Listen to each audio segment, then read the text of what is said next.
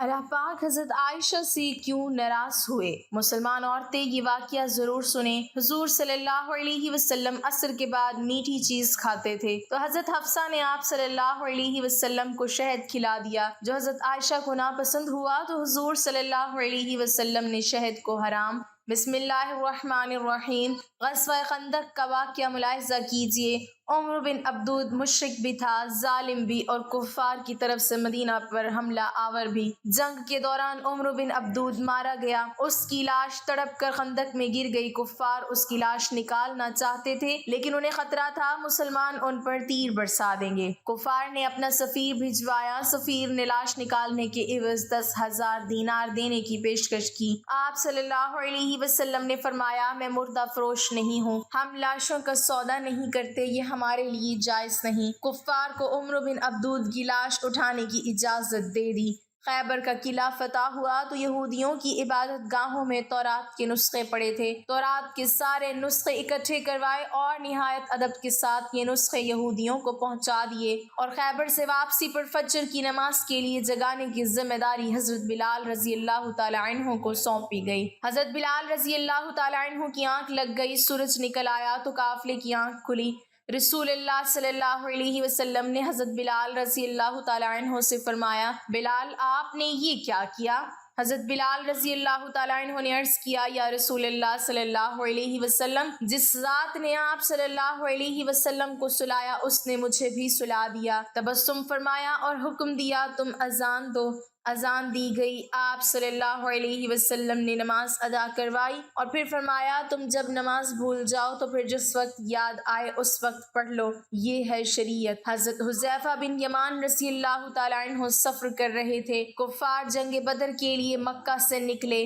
کفار نے راستے میں حضرت حذیفہ رضی اللہ تعالی عنہ کو گرفتار کر لیا۔ آپ سے پوچھا گیا، آپ کہاں جا رہے ہیں؟ حضرت حذیفہ رضی اللہ تعالی عنہ نے عرض کیا، مدینہ منورہ۔ کفار نے ان سے کہا، اگر آپ وعدہ کرو آپ جنگ میں شریک نہیں ہوں گے تو ہم آپ کو چھوڑ دیتے ہیں۔ حضرت حذیفہ رضی اللہ تعالی عنہ نے وعدہ کر لیا۔ یہ اس کے بعد سیدھے مسلمانوں کے لشکر میں پہنچ گئے۔ مسلمانوں کو اس وقت مجاہدین کی ضرورت بھی تھی، جانوروں کی بھی، ہتھیاروں کی بھی، لیکن جب حضرت حذیفہ رضی اللہ تعالی عنہ کے وعدے کے بارے میں علم ہوا تو مدینہ بھجوا دیا گیا اور فرمایا، ہم کافروں سے معاہدے پورے کرتے ہیں اور ان کے مقابلے میں صرف اللہ تعالیٰ سے مدد چاہتے ہیں۔ نجران کی عیسائیوں کو 14 رکنی وفد مدینہ منورہ آیا۔ رسول اللہ صلی اللہ علیہ وسلم نے عیسائی پادریوں کو نہ صرف ان کے روایتی لباس میں قبول فرمایا بلکہ انہیں مسجد نبوی میں بھی ٹھہرایا اور ان کو ان کے عقیدے کے مطابق عبادت کرنے کی اجازت بھی دی۔ یہ عیسائی وفد جتنا عرصہ مدینہ منورہ میں رہا، یہ مسجد نبوی صلی اللہ علیہ وسلم میں مقیم رہا اور مشرق کی طرف منہ کر کے عبادت کرتا رہا۔ حضرت سعد بن عبادہ رضی اللہ تعالی عنہ نے فتح مکہ کے وقت مدنی ریاست کا جھنڈا اٹھا رکھا تھا۔ یہ مکہ میں داخل ہوتے وقت جذباتی ہو گئے اور انہوں نے حضرت ابو سفیان رضی اللہ تعالی عنہ سے فرمایا، آج لڑائی کا دن ہے، آج کفار سے جی بھر کے انتقام لیا جائے گا۔ آپ صلی اللہ علیہ وسلم نے سنا تو ناراض ہو گئے، ان کے ہاتھ سے جھنڈا لیا، ان کے بیٹے قیس رضی اللہ تعالی عنہ کے سپرد کیا اور فرمایا، نہیں، آج لڑائی نہیں، رحمت اور معاف کرنے کا دن ہے۔ مدینہ میں تھے تو مکہ میں قحط پڑ گیا، مدینے سے رقم جمع کی، خوراک اور کپڑے اکٹھے کیے اور یہ سامان مکہ بھجوایا اور ساتھ ہی اپنے اتحادی قبائل کو ہدایت کی، مکہ کے لوگوں پر برا وقت ہے، آپ لوگ ان سے تجارت ختم نہ کریں۔ مدینہ کے یہودی اکثر مسلمانوں سے یہ بحث چھیڑ دیتے تھے کہ نبی کریم صلی اللہ علیہ وسلم فضیلت میں بلند ہیں یا حضرت موسیٰ علیہ السلام۔ یہ معاملہ جب بھی دربار رسالت میں پیش ہوتا، رسول اللہ صلی اللہ علیہ وسلم مسلمانوں سے فرماتے، آپ لوگ اس بحث سے پرہیز کیا کریں۔ ثمامہ بن آسال نے رسول اللہ صلی اللہ علیہ وسلم کو قتل کرنے کا اعلان کر رکھا تھا، یہ گرفتار ہو گیا، اسلام قبول کرنے کی دعوت دی، اس نے انکار کر دیا، یہ 3 دن قید میں رہا، اسے 3 دن دعوت دی جاتی رہی، یہ مذہب بدلنے پر تیار نہ ہوا تو اسے چھوڑ دیا گیا، اس نے راستے میں غسل کیا، نیا لباس پہنا، واپس آیا اور دست مبارک پر بیعت کر لی۔ ابو العاص بن ربیع آپ صلی اللہ علیہ وسلم کے داماد تھے۔ رسول اللہ صلی اللہ علیہ وسلم کی صاحبزادی حضرت زینب رضی اللہ تعالی عنہ ان کے نکاح میں تھیں۔ یہ کافر تھے، یہ تجارتی قافلے کے ساتھ شام سے واپس مکہ جا رہے تھے۔ مسلمانوں نے قافلے کا مال چھین لیا، یہ فرار ہو کر مدینہ آ گئے اور حضرت زینب رضی اللہ تعالی عنہ کے گھر پناہ لے لی۔ صاحبزادی مشورے کے لیے بارگاہ رسالت میں پیش ہو گئیں۔ رسول اللہ صلی اللہ علیہ وسلم نے فرمایا، ابو العاص کی رہائش کا اچھا بندوبست کرو، مگر وہ تمہارے قریب نہ آئے کیونکہ تم اس کے لیے حلال نہیں ہو۔ حضرت زینب رضی اللہ تعالی عنہ نے عرض کیا، ابو العاص اپنا مال واپس لینے آیا ہے۔ مال چھیننے والوں کو بلایا اور فرمایا گیا، یہ مال غنیمت ہے اور تم اس کے حقدار ہو، لیکن اگر تم مہربانی کر کے ابو العاص کا مال واپس کر دو تو اللہ تبارک و تعالی تمہیں اجر دے گا۔ صحابہ اکرام نے مال فوراً واپس کر دیا۔ قریش مکہ کی جانب سے اسلام کی دعوت کو ٹھکرانے اور اس کی راہ میں رکاوٹیں حائل کرنے کے بعد حضرت محمد صلی اللہ علیہ وسلم نے مکہ کے علاوہ دیگر مقامات میں دعوت دین حق پھیلانے پر غور کیا اور اس مقصد کے لیے ان کا پہلا انتخاب مکہ کا قریبی شہر طائف تھا۔ آپ صلی اللہ علیہ وسلم نے بصرت کے 10ویں سال طائف کا سفر کیا جو سفر طائف کہلاتا ہے۔ 10 سال مکہ میں دین حق کی دعوت دینے کے باوجود بے جا مخالفت اور قریش کی ستم ظریفیاں حضرت محمد صلی اللہ علیہ وسلم اور مسلمانوں کی راہ میں بدستور حائل تھیں۔ حضرت صلی اللہ علیہ وسلم کو اس بات کا بخوبی علم تھا کہ قریش جو کافی عرصے سے شرک اور بت پرستی کرتے تھے، اتنی جلدی پیغام حق قبول نہیں کر سکتے۔ اسلام کی تبلیغ کے لیے آپ صلی اللہ علیہ وسلم کی نظر انتخاب طائف پر پڑی اور اہل طائف کے کانوں تک توحید کی آواز پہنچانے کے لیے آپ نے بصرت کے 10ویں سال حضرت زید بن حارثہ رضی اللہ تعالی عنہ کو ساتھ لے کر طائف کا سفر کیا۔ طائف مکہ سے 50 میل کے فاصلے پر مشرق کی جانب ایک پہاڑی علاقہ ہے، لیکن ان تک جب دعوت توحید پہنچی تو اہل مکہ کی طرف وہ بھی نہ صرف اس نئے دین کو قبول کرنے پر تیار نہ ہوئے بلکہ آپ کے ساتھ نازیبا سلوک کرنے میں قریش سے بھی 2 قدم آگے نکل گئے۔ آپ صلی اللہ علیہ وسلم وہاں بنو ثقیف کے 3 معزز لوگ عبد، مسعود اور حبیب جو تینوں بھائی تھے اور عمرو بن عمیر بن عوف کے لڑکے تھے، ان سے ملے، لیکن انہوں نے نہایت بے رخی اور بد اخلاقی کا ثبوت دیا اور ہر طرح آپ صلی اللہ علیہ وسلم کے ساتھ نازیبا سلوک کیا اور آوارہ لڑکوں کو آپ صلی اللہ علیہ وسلم کے پیچھے لگا دیا، جنہوں نے آپ صلی اللہ علیہ وسلم کو پتھر مار مار کر زخمی کر دیا، حتیٰ کہ آپ کے نالین مبارک لہو سے بھر گئے۔ ابن حشام بیان کرتے ہیں کہ زخموں سے چور جب حضور اکرم صلی اللہ علیہ وسلم اور حضرت زید رضی اللہ تعالی عنہ ایک باغ میں پناہ گزین تھے تو عتبہ نے انگوروں کا ایک خوشہ اپنے غلام اداس سے بھجوایا۔ حضور صلی اللہ علیہ وسلم نے بسم اللہ الرحمن الرحیم کہہ کر منہ میں رکھا۔ اداس نے حیرت سے کہا، یہ کلام تو یہاں کے باشندے نہیں بولتے۔ حضور صلی اللہ علیہ وسلم نے اداس سے پوچھا کہ تم کہاں کے ہو اور کس مذہب سے تعلق رکھتے ہو؟ اس نے عرض کیا، میں مسیحی ہوں اور نینوا کا رہنے والا ہوں۔ آپ نے اسے اسلام کی دعوت دی اور وہ مسلمان ہو گیا۔ اسی سفر سے واپسی پر جنوں کی ایک جماعت نے اسلام قبول کیا۔ سفر طائف آپ صلی اللہ علیہ وسلم کی حیات طیبہ کا ایک اہم واقعہ ہی نہیں بلکہ ایک انقلابی موڑ بھی ہے۔ اس سفر ہی میں طائف کے لوگوں نے اعلان حق قبول نہ کیا اور زخموں سے چور کر دیا۔ دوسری طرف ایک غلام نے اسلام قبول کیا۔ طائف کا سفر رسول اللہ صلی اللہ علیہ وسلم کے لیے ذاتی اعتبار سے امتحان اور آزمائش ہے، اسی لیے حضور اکرم صلی اللہ علیہ وسلم نے اسے غزوہ احد سے زیادہ سخت دن قرار دیا ہے۔ حضرت عائشہ صدیقہ رضی اللہ تعالی عنہا نے ایک دن رسول اللہ صلی اللہ علیہ وسلم سے پوچھا، زندگی کا مشکل ترین دن کون سا تھا؟ فرمایا، وہ دن جب میں طائف گیا اور لوگوں نے شہر کے بچے جمع کر کے مجھ پر پتھر برسائے، میں اس دن کی سختی نہیں بھول سکتا۔ حضرت عائشہ صدیقہ رضی اللہ تعالی عنہا آپ ہمیشہ عبادات کے معاملے میں حضور اکرم صلی اللہ علیہ وسلم کی پیروی کرنے کی کوشش کرتی تھیں۔ حضور رات میں بیدار ہو جاتے اور تہجد کی نماز ادا فرماتے۔ آخری پہر میں آپ حضرت عائشہ کو بھی بیدار فرما دیتے اور اٹھ کر حضور اکرم صلی اللہ علیہ وسلم کے ساتھ نماز ادا کرتی۔ نبی کریم صلی اللہ علیہ وسلم طویل صورتیں تلاوت فرماتے، اتنے میں سحر کا وقت ہو جاتا تو فجر کی سنتیں پڑھ کر لیٹ جاتے اور حضرت عائشہ سے باتیں کرتے، پھر نماز فجر کے لیے باہر نکل جاتے۔ آپ اکثر حضور اکرم صلی اللہ علیہ وسلم کے ساتھ روزے رکھتی، رمضان المبارک میں جب اللہ کے نبی اعتکاف فرماتے تو حضرت عائشہ رضی اللہ تعالی عنہا اپنے حجرے میں اعتکاف کرتی۔ ام المومنین حضرت عائشہ رضی اللہ تعالی عنہا جب گھر میں ہوتی تو رسول اکرم صلی اللہ علیہ وسلم مسجد نبوی میں صحابہ اکرام کو تعلیم دے رہے ہوتے تو آپ کان لگا کر ان کی باتیں سنا کرتی۔ اگر کبھی کوئی بات سمجھ میں نہ آتی تو اسے بعد میں رسول اللہ سے پوچھ لیتی۔ آپ حضرت صلی اللہ علیہ وسلم سے کوئی بات سنتی تھیں تو جب تک اسے سمجھ نہ لیتی تھیں کسی کو بھی آگے بیان نہ کرتی۔ حضرت آپ سے بے حد محبت فرمایا کرتے تھے۔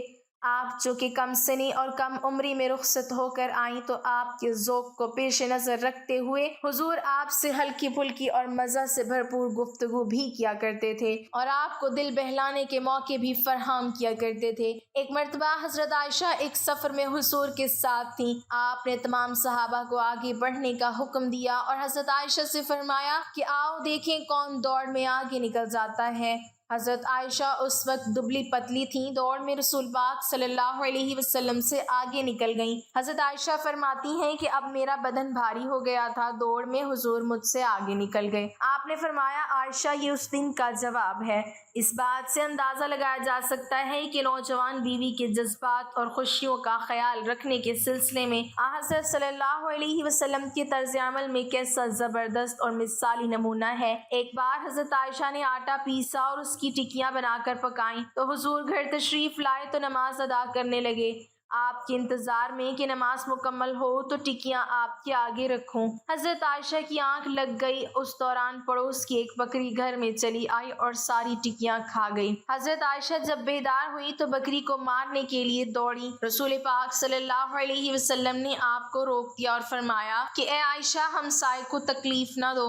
حضرت عائشہ جب حضور اکرم صلی اللہ علیہ وسلم کی زوجیت میں آئیں تو آپ کی پہلی زوجہ محترمہ سے 4 بیٹیوں میں سے 3 کی شادی ہو چکی تھی، یعنی حضرت زینب رضی اللہ تعالی عنہا، حضرت رقیہ رضی اللہ تعالی عنہا، حضرت ام کلثوم رضی اللہ تعالی عنہا۔ ایک صحابی حضرت فاطمہ رضی اللہ تعالی عنہا کا نکاح حضرت علی رضی اللہ تعالی عنہ سے ہوا۔ اس موقع پر حضرت عائشہ رضی اللہ تعالی عنہا نے خاص طور پر سامان درست کیا، مکان لیپا، بستر لگایا، اپنے ہاتھ سے کھجور کی چھال دھن کے تکیے بنائے، چھہارے اور منقع دعوت میں پیش کیے، لکڑی کی الگنی بنائی تاکہ اس پر پانی کی مشک اور کپڑے لٹکائے جا سکیں۔ حضرت عائشہ فرماتی ہیں فاطمہ کے بیاہ سے اچھا بیاہ میں نے آج تک نہیں دیکھا۔ حضرت صلی اللہ علیہ وسلم حضرت عائشہ کو بہت محبوب رکھا کرتے تھے۔ ایک بار ایک سفر میں حضرت عائشہ کا اونٹ بدک گیا اور بھاگنے لگا، حضور بے قرار ہو گئے۔ ایک بار حضرت عمر بن عاص نے حضور صلی اللہ علیہ وسلم سے دریافت فرمایا کہ آپ دنیا میں سب سے زیادہ کس کو محبوب رکھتے ہیں؟ تو آپ نے جواب میں فرمایا عائشہ کو۔ تو حضرت عمر بن عاص نے عرض کیا کہ مردوں کی نسبت سوال ہے تو یہ نہیں فرمایا کہ ابوبکر صدیق رضی اللہ تعالی عنہ، بلکہ کہا عائشہ کے باپ کو۔ سفر 11 ہجری میں آپ صلی اللہ علیہ وسلم بیمار ہو گئے۔ آپ حضرت میمونہ رضی اللہ تعالی عنہا کے گھر جا کر رہے، پھر ایک دن تمام ازواج مطہرات کے پاس قیام فرمایا۔